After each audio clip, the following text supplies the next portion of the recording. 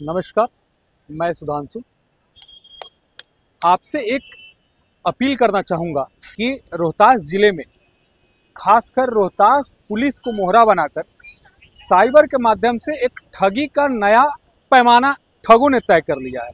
मैं आपको बताता हूँ कि पूरा प्रकरण क्या है।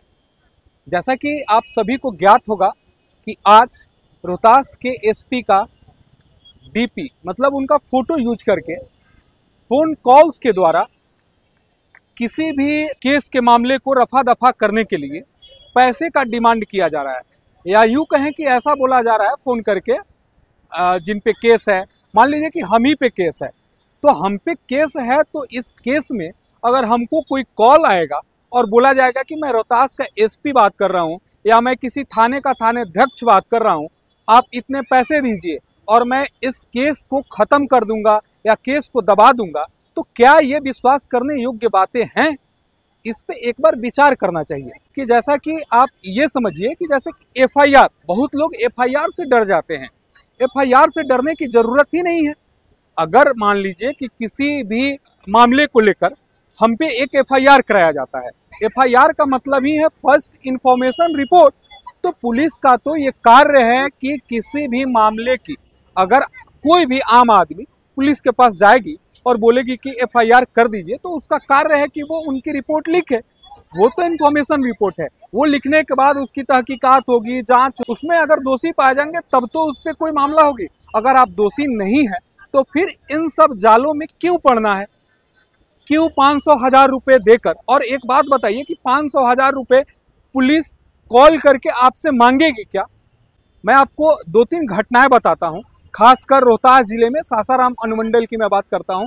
पूर्व में जिला के हमारे जिलाधिकारी, अन्य और कई पदाधिकारी हैं जिनके कार्यकाल में साइबर का ऐसा मामला सामने आ चुका है कि साइबर के जो ठगे जाने वाले लोग हैं वो अधिकारियों को ही अपना मोहरा बनाकर और लोगों से पैसे की डिमांड करते हैं।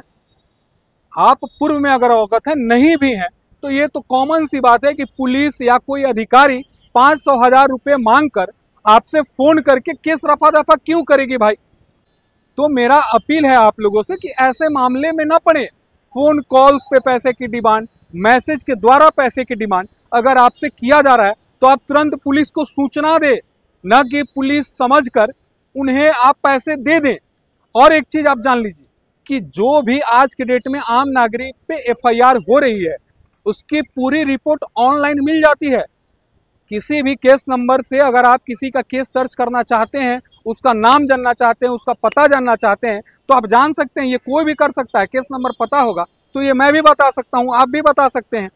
तो एक बात बताइए कि ठग अगर किसी का केस नंबर जान रहे हैं या किसी माध्यम से उनको पता चल गया है, नाम है, वो सर्च करके आपका निकाल लेते हैं और उसी को मोहरा बनाकर पुलिस बन जाते हैं और आपसे पैसे की डिमांड करते हैं 1,000-2,000, और 1,000-2,000 रुपये के चक्कर में आप उनके जाल में फंस जा रहे हैं और पैसे दे रहे हैं।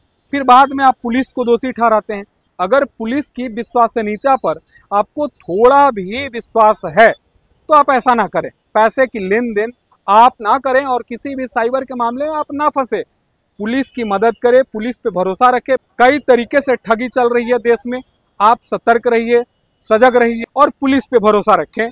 पुलिस आपके लिए दिन रात कार्य कर रही है तो पुलिस 1,000-2,000 रुपये की आपसे मांग नहीं करेगी। ठगी का कई माध्यम चल रहा है, आप इन सब चीज़ों से बचें और पुलिस को हर मामले में सहयोग करें। अगर ऐसा कॉल्स आता है तो आप तुरंत रिपोर्ट लिखवाएं, पुलिस को जाके नंबर के साथ कंप्लेन करें, पुलिस उन पर ठोस कार्रवाई करेगी।